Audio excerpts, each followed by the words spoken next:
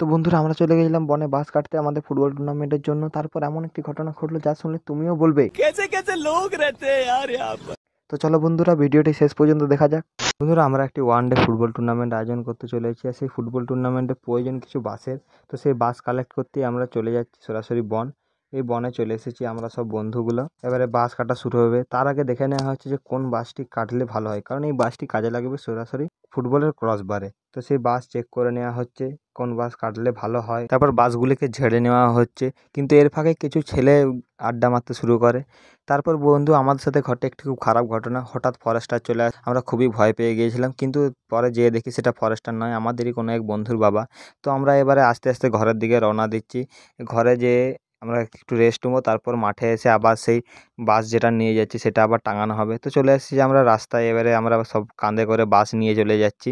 তো বন্ধুরা এই দেখো আমাদের সব ছেলেপুলেরা একসাথে সব যাচ্ছি। এই হলো 2 বন্ধু আমার খুবই বেস্ট ফ্রেন্ড। এই হলো আমার দাদা যে আমাকে ফুটবল খেলা শিখিয়েছিল। তারপর আমাদের খুঁটি পুজো হয়।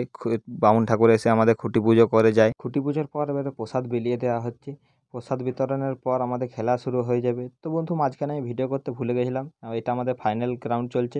ফাইনাল রাউন্ডে গোল না করতে পারে অপোনেন্টের দল জিতে যায়।